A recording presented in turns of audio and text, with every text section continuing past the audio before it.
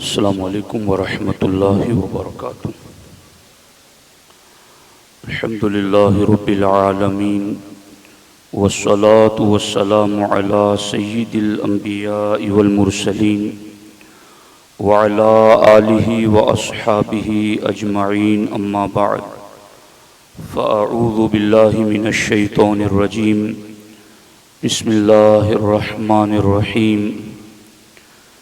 اهدنا الصراط المستقيم صراط الذين أنعمت عليهم صدق الله العلي العظيم وصدق رسوله النبي الأمين المختار الكريم الرؤوف الرحيم۔ حضور دل کے ساتھ جس طرح میں پڑھا ہوں میرے ساتھ مل کر نذرانہ محبت پیش کریں۔ الصلاة والسلام علیک یا رسول اللہ، الصلاة والسلام علیک یا حبیب اللہ، الصلاة والسلام علیک یا نبی اللہ، وعلى آلك وأصحابك يا نور الله، صلی اللہ تعالی علیہ وسلم۔ نہ مجھ سے چھوٹے گا ان کا دامن، نہ مجھ کو بھولے گا نام اشرف، نہ مجھ سے چھوٹے گا ان کا دامن، نہ مجھ کو بھولے گا نام اشرف۔ میں بندہ بے درم ہوں ان کا، ازل سے ہوں میں غلام اشرف۔ انہی کی محبوبیت کا نعرہ ملائکہ نے فلک پہ مارا، زمین پہ یہ شان غوث عالم، فلک پہ وہ احترام اشرف۔ زمین پہ روزہ ہے یا فلک پر، کچھ اس کی رفعت یہ کہہ رہی ہے، کوئی فلک کا ہے یہ بھی ٹکڑا، جہاں بنا ہے مقام اشرف۔ بھلا کوئی اشرفی سے پوچھے کہ شاہ اشرف کی شان کیا ہے، بھلا کوئی اشرفی سے پوچھے کہ شاہ اشرف کی شان کیا ہے، کہے گا وہم و گما سے میرے، بلند ہے احتشام اشرف۔ دوستان محترم، سرکار مخدوم پاک رضی اللہ تعالی عنہ کی تعلیمات میں سے چند باتیں آپ کے سامنے پیش کرنے کی سعادت حاصل کر رہا ہوں۔ یہ اس وقت میرے سامنے لطائف اشرفی جو کہ سرکار مخدوم پاک رضی اللہ تعالی عنہ کے ارشادات اور فرامین کا مجموعہ ہے، اور یہ ایک ایسی مستند اور معتبر کتاب ہے جو مخدوم پاک کی موجودگی میں حضرت خواجہ نظام یمنی لکھتے تھے، اور ملفوظ لکھنے کے بعد پھر اسے مخدوم پاک کی بارگاہ میں چیک کراتے تھے۔ حضرت اس میں کچھ کم و کاست کم زیادہ کرنا ہوتا اصلاح فرما دیتے، اور پھر اس کو باضابطہ کتابی شکل میں لکھا جاتا تھا۔ تو ایسے مضبوط اہم ترین لطائف میں سے ایک لطیفہ مانے لطیف چیز، نہایت ہی رازدارانہ باریک بات۔ تو ایسی چھٹے نمبر کی باریک بات مخدوم پاک نے جو فرمائی ہے وہ کیا ہے؟ اس کا عنوان ہے خرقہ شیخ فقیر کو دے دیا۔ بہت دھیان سے سنو، آپ میں سے ہر شخص میری طرف متوجہ ہو کر بات سنو، سر نیچے کر کے نہیں، بالکل متوجہ ہو کر سنو گے تبھی بات سمجھ میں آئے گی۔ خرقہ شیخ فقیر کو دے دیا، کیا مسئلہ تھا اس کا؟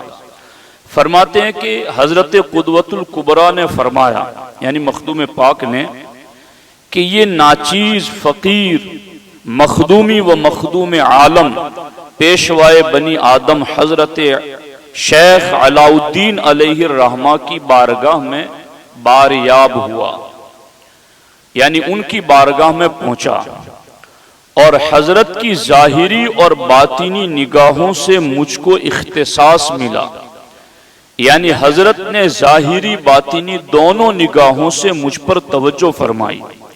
یہ توجہ صوفیہ کی اصطلاح والی توجہ ہے جو کبھی غار ثور میں سرکار نے صدیق پر ڈالی تھی، اور ایسی توجہ ڈالی تھی کہ جب مدینہ گئے تو لوگوں کو پہچاننے میں دشواری ہو گئی کہ کون نبی ہے کون صدیق ہے۔ اس توجہ کو توجہ اتحادی کہتے ہیں، اور یہی حال امام احمد رضا کے ساتھ ان کے مرشد کی توجہ نے کیا کہ جب خلوت خانہ خاص میں حضرت آل رسول مارہ روی علیہ الرحمٰن نے امام احمد رضا پر توجہ خاص ڈالی تو دونوں جب حجرے میں گئے تو شکلیں جدا تھی، جب باہر نکلے تو صرف داڑھی کی سفیدی اور سیاہی کا فرق تھا، باقی شکلیں بھی ایک جیسی ہو چکی تھی۔ تو مخدوم پاک فرماتے ہیں مجھ پر میرے مرشد نے ظاہری باطنی دونوں قسم کی توجہ ڈالی، اور یہ توجہ کوئی ایک دو دن تک نہیں، 12 سال تک توجہ فرمائی۔ مخدوم پاک اپنے مرشد کی خدمت میں 12 سال تک رہے، اور 12 سال تک رہ کر ظاہری باطنی توجہات کا مرکز بنے۔ پھر فرماتے ہیں جب مجھے مرتبہ تکمیل تک پہنچایا تو مجھے طرح طرح کے خاص لباس، خرقے اور دوسرے تبرکات عطا فرمائے۔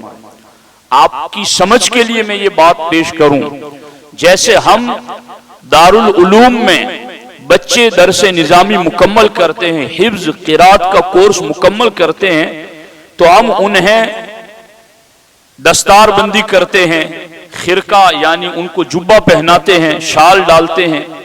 تو اس طرح سے کسی نہ کسی مرتبے کی تکمیل پر بزرگان دین کچھ تبرکات، خرقے دیا کرتے تھے۔ مخدوم پاک 12 سال تک اپنے مرشد کی خدمت میں رہے، اور اس کے بعد آپ کے مرشد نے آپ کو خرقے، لباس، دوسرے تبرکات عطا فرمائے۔ تو مخدوم پاک لطیفہ نمبر 6 میں لکھتے ہیں کہ میں نے اسی دن وہ خرقے اور دوسرے تبرکات ایک فقیر کو دے دیے، اپنے پاس نہیں رکھے۔ تو مخدوم پاک لکھتے ہیں کہ بعض متعلقین حضرات نے جو مجھ سے کدورت رکھتے تھے اور روئے غصہ و حسد تانا زنی شروع کر دی، یعنی مخدوم پاک فرماتے ہیں کچھ لوگوں نے میرے حوالے سے یہ باتیں شروع کر دی کہ اس کو دیکھو پیر کا خاص خرقہ دوسرے کو دے دیا۔ ایسا بھی کہیں ہوتا ہے، اور یہ بات ہمارے ذہنوں میں بھی آ رہی ہوگی کہ بھلا 12 سال تک سنگت میں رہ کر کے جو خرقہ اپنا دیا اور تبرکات دیے تو بھلا یہ کسی کو دے دینے کے لیے تھوڑی دیے تھے۔ تو مخدوم پاک نے وہ اسی دن فقیر کو دے دیے۔ تو جب لوگوں نے باتیں آپ کے حوالے سے کی، یہاں تک کہ باتیں ہوتی ہوتی مخدوم پاک کے مرشد حضرت گنج نبات علیہ الرحمہ تک پہنچی، تو آپ نے فرمایا مرشد نے کہ اشرف کوئی ایسا کام نہیں کرتا جو لغو اور بے معنی ہو، تم لوگ خود ان سے پوچھ لو کہ انہوں نے ایسا کیوں کیا ہے۔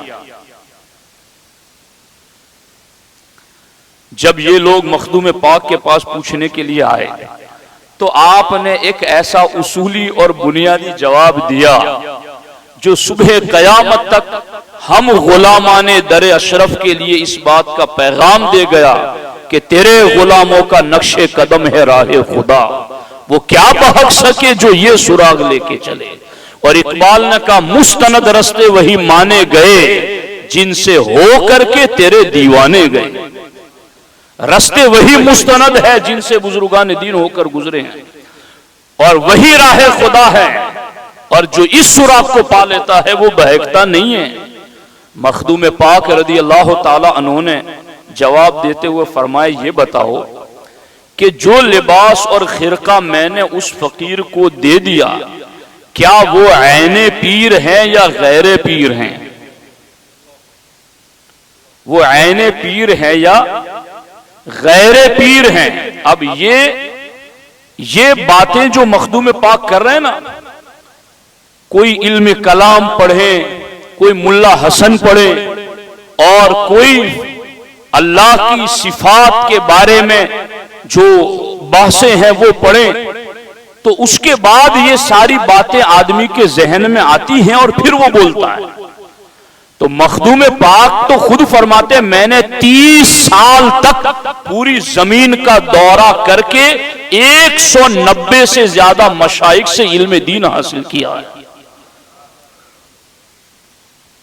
30 سال تک پوری زمین کا دورہ کر کے آپ نے 190 سے زیادہ علماء سے، مشائخ سے، اولیاء سے اخذ فیض کیا، حصول علم کیا۔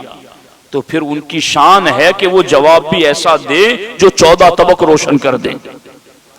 آپ نے فرمایا یہ بتاؤ کہ یہ جو تبرکات خرقے میں نے فقیر کو دے دیے وہ عین پیر ہیں یا غیر پیر ہیں؟ تو سب لوگوں نے کہا کہ وہ تو غیر پیر ہیں، کیونکہ ایک پیر کا وجود ہے اور ایک پیر کے وجود سے باہر کی چیز ہے۔ لباس اگرچہ ہمارے جسم پر لگتا ہے مگر وہ لباس ہمارا جسم تو نہیں ہے۔ ٹوپی امامہ ہمارے سر پہ لگتا ہے مگر وہ ہمارا سر تو نہیں ہے۔ تو مخدوم پاک نے کہا کہ یہ خرقے، یہ تبرکات میں نے فقیر کو دے دیے، تو تمہیں پریشانی ہے کہ میں نے کیوں دے دیے؟ تو جواب لینے سے پہلے مجھے یہ جواب دو کہ وہ عین پیر ہیں یا غیر پیر ہیں؟ سب لوگوں نے کہا کہ وہ تو غیر پیر ہیں۔ اب مخدوم پاک کا جواب سنو۔ فرمایا پیر کی نظر، تم مان چکے ہو کہ یہ غیر پیر ہیں، تو پھر میرا جواب سنو، پیر کی نظر غیر پر نہیں ہوتی۔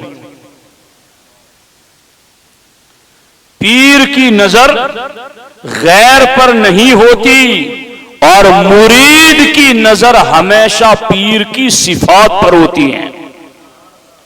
پیر تقوی شعار کتنا ہے، پیر صاحب رشد و ہدایت کتنا ہے، پیر مجاہدہ محاسبہ کے کس مقام اور مرتبے پر فائز ہیں، پیر علم، عمل، روحانیت، ظاہر باطن کے معاملات میں ان کی صفت کیا ہے، پیر کی سخاوت کیسی ہے، پیر کا چھوٹوں پر شفقت اور بڑوں کا احترام کرنے کا انداز کیا ہے۔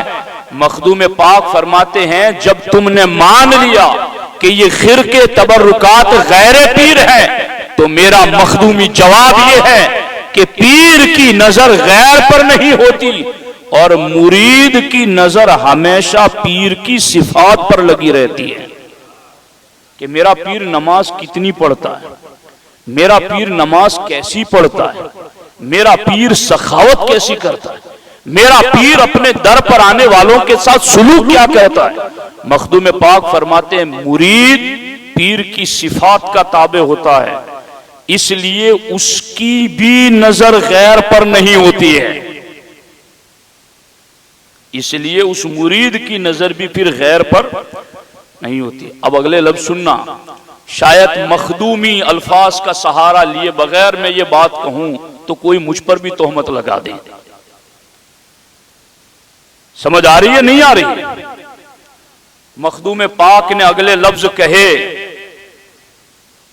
کہ اگر میں ان عوارضات کی طرف التفات کرتا، بہت دھیان سے سنو، اگر میں ان عوارضات یعنی ان تبرکات کو، خرقے کو، لباس کو عوارضات کہا، یعنی وہ چیزیں جو عارضی طور پر کسی بزرگ سے مس ہوئی وہ عوارضات ہیں۔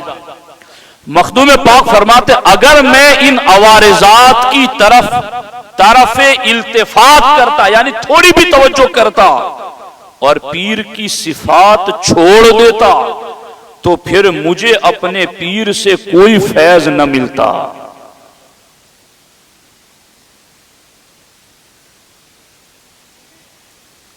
اگر میں اپنے پیر کی صفات چھوڑ دوں، پیر کی نماز چھوڑ دوں، پیر کی سخاوت چھوڑ دوں، پیر کا علم چھوڑ دوں، پیر کی تقوی شعاری پرہیزگاری چھوڑ دوں، پیر کی دینداری سے کوئی تعلق نہ رکھوں اور بس صرف خرقے اور لباس لے کر کے ہی میں یہ سمجھوں کہ مجھے میرے پیر کا فیض ملے گا، مخدوم پاک فرماتے ہیں اگر میں ان عوارضات کی طرف توجہ کروں اور پیر کی صفات چھوڑ دوں تو مجھے کوئی فیض نہیں ملے گا۔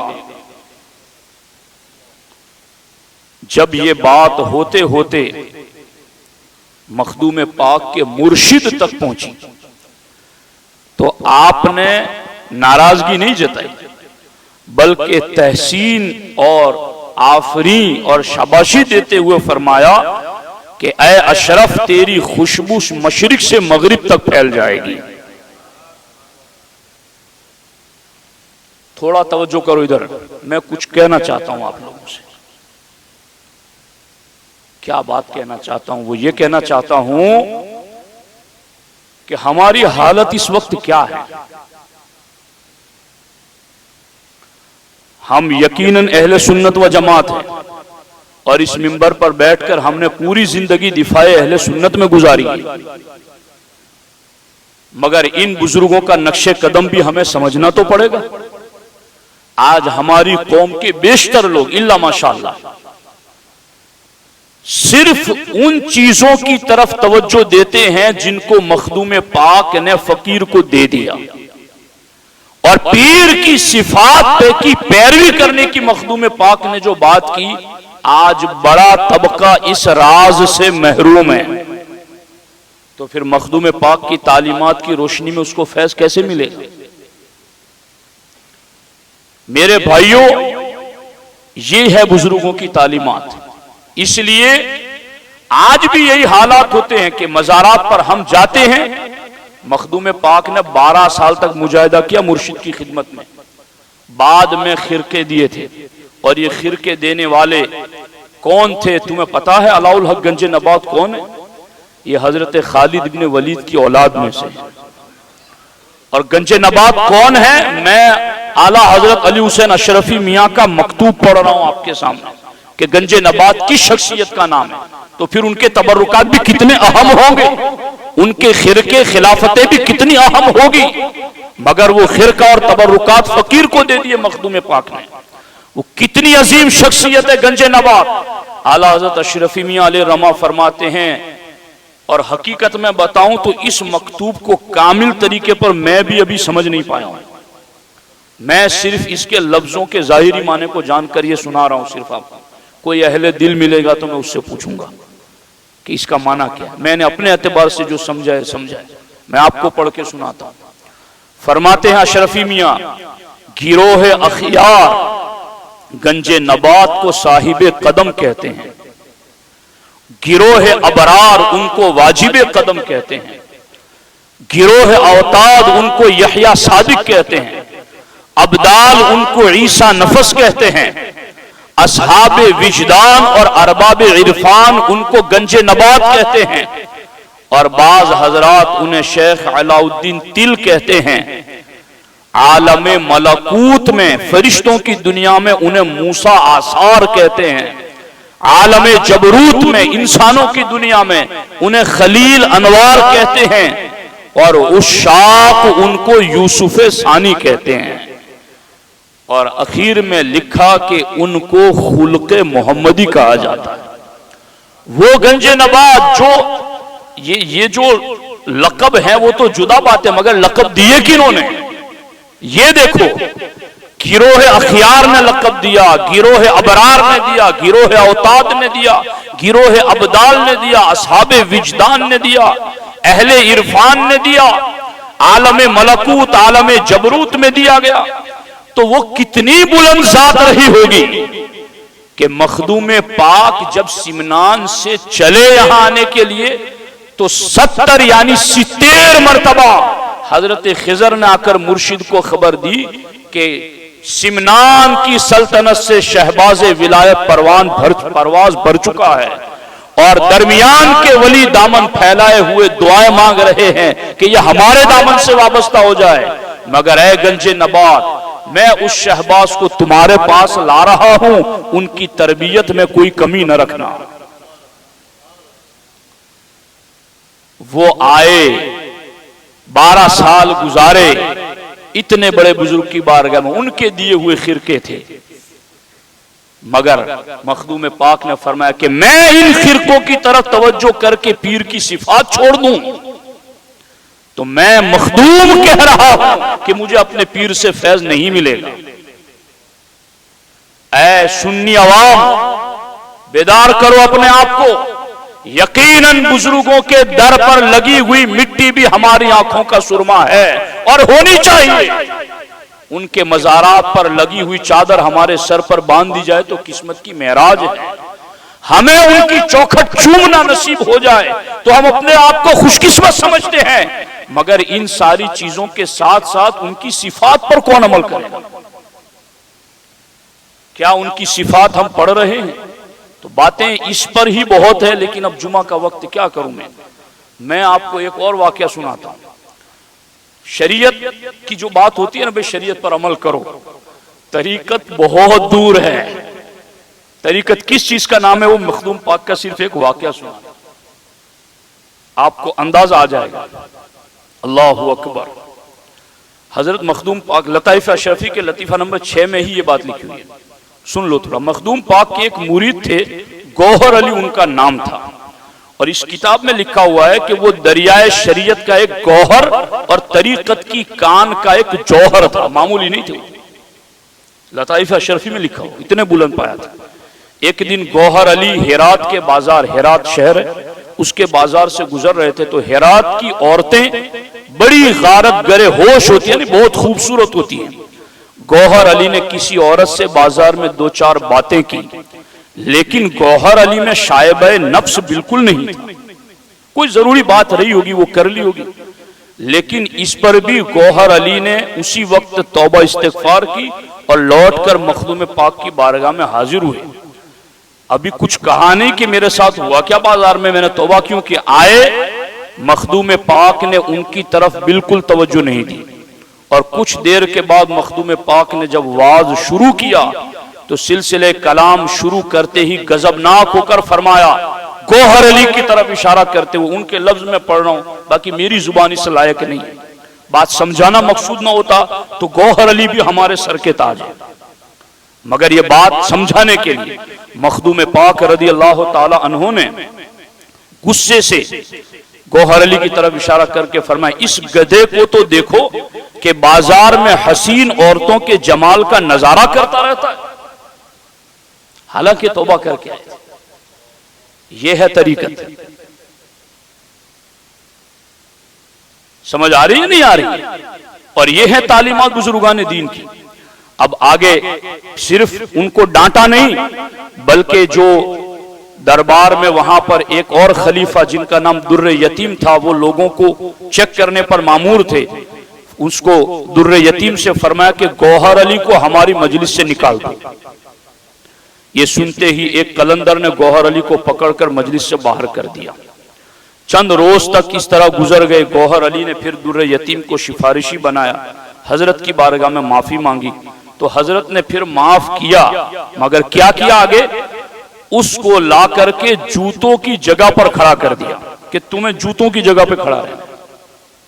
یہ نفس کا علاج اس طرح ہمارے بزرگ کیا کرتے تھے۔ میرے بھائیوں، اب بازار میں نظر پڑ جائے، اور وہ بھی ایسے صاحب کمال جن کے بارے میں کہا تھا دریائے شریعت کا گوہر اور طریقت کی کان کا ایک جوہر، توبہ کر چکے، پھر بھی ان کی گوشمالی کی اور ان کو تعدیب دی، ان کو توجہ دلائی۔ تو میرے بھائیوں، بزرگان دین کی ان تعلیمات کی طرف توجہ دینے کی بہت ضرورت ہے۔ جتنی ظاہری چیزوں سے ہم برکت لینا چاہتے ہیں، مخدومی تعلیمات کے مطابق تب مل سکے گی جب ہم ان کی صفات پر عمل کریں۔ تو اللہ کریم کی بارگاہ میں دعا ہے کہ اللہ جل شانہ سرکار مخدوم پاک کے خصوصی فیضان سے ہم سبوں کو مالا مال فرمائے۔ السلام علیکم ورحمۃ اللہ وبرکاتہ۔